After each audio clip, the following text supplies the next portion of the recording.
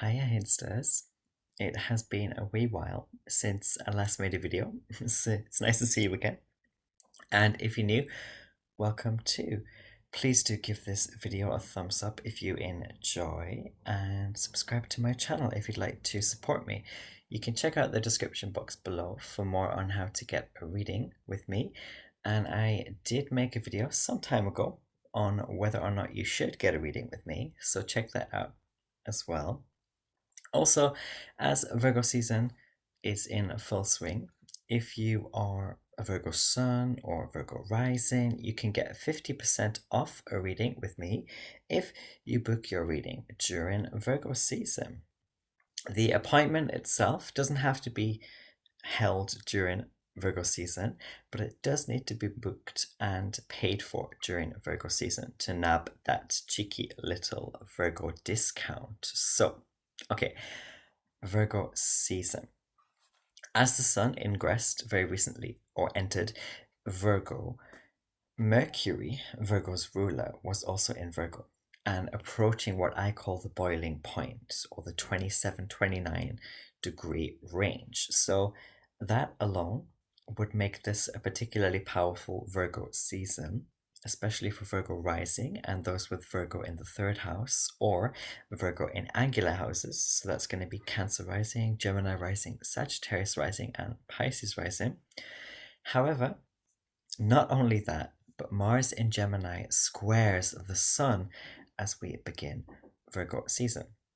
And Mars is of the nature of squares, so I do sense a lot of potential for canny, foxy Virgo energy, yes, but also a lot of feisty Virgo is going to come out.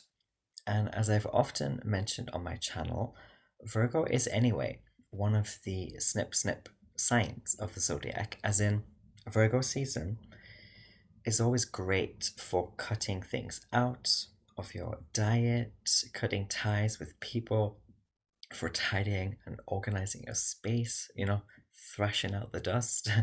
It is also a feminine or shadow season, so we can expect more internal stirrings, and I feel in this year particularly an internal agitation with Mars here to get ahead or to seize or to succeed. This is a tiger year after all, and about halfway through Virgo season, the Sun will sextile Lilith in Cancer, and yes, we will be more likely to see those bolder, more unforgiving sides of Virgo season. So, while Virgo season is usually reserved for humility, and I wouldn't necessarily advise throwing away humility, because Virgo is the archetype of the spiritual accountant and the divine sorter of things, still there will be more of an unapologetic edge to this one, I think. And with Gemini contesting Virgo, there will be a sharp tongues sort of moment for a lot of us, or sharp tongues will appear more. And quite frankly, there'll be more trickery going on. Virgo, by the way, fox spirit, is associated with thieves and thievery, and Mercury is exalted in Virgo, so it is the perfect time to steal, to be stolen from.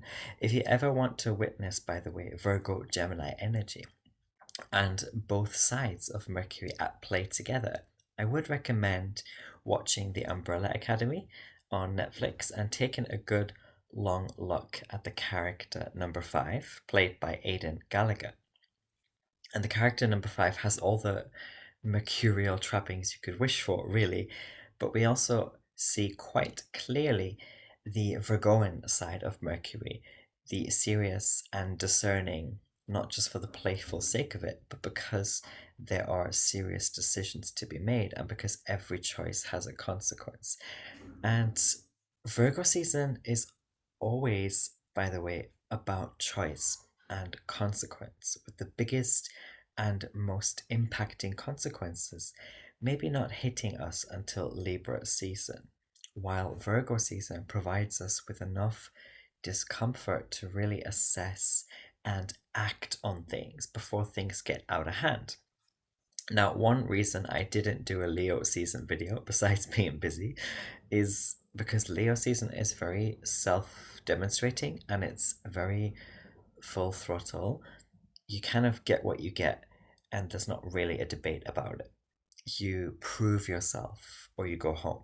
You recognize the things and people and aspects in your life to be solidly proud of. And of course, Leo season is a party season after that karmic wash that was Cancer season.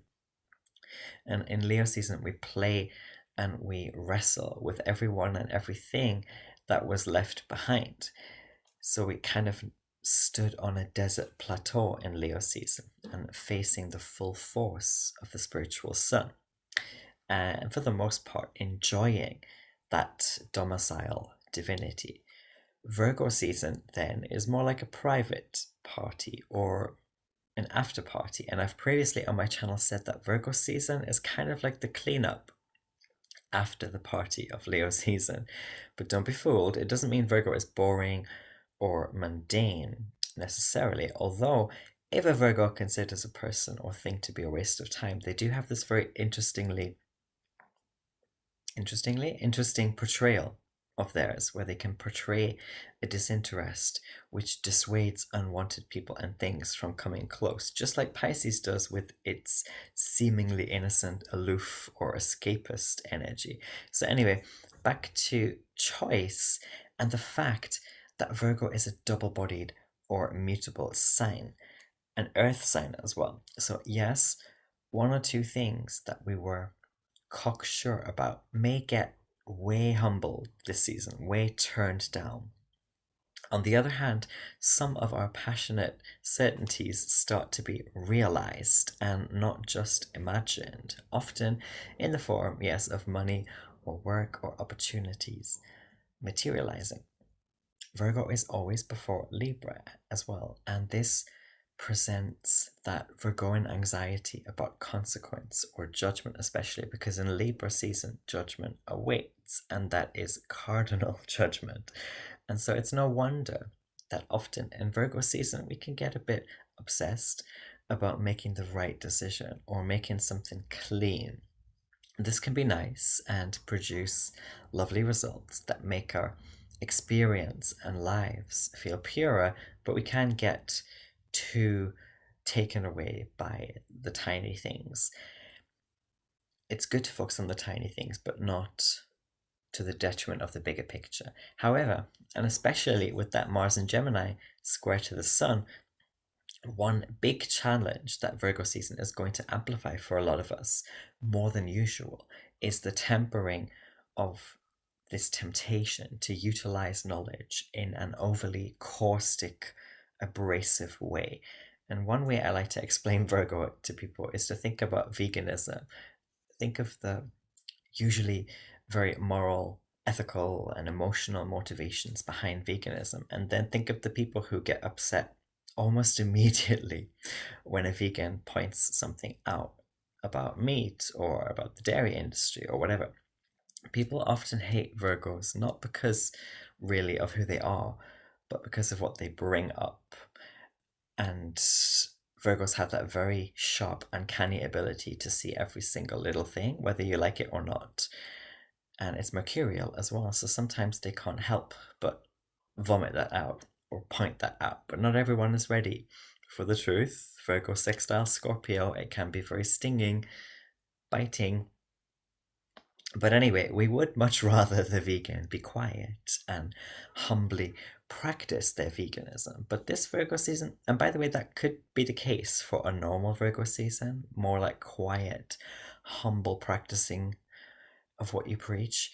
But this Virgo season, nah, I don't think there'll be so much quiet. However, it can lead to the classic hypocrisy and pedantics of Virgo season, where we wrestle with the question of, is perfection attainable? And if it isn't, do we harshly criticize ourselves or the pursuance of perfection? Or do we encourage the pursuit anyway? I trust that the answer is lying somewhere in the middle, somewhere on the Virgo Pisces axis. a kind of sight of perfection, yes, a pursuit of it, but a clear cognizance as well of the ultimate impossibility, while happily, anyway, practicing the pursuit for the general gain of good things overall.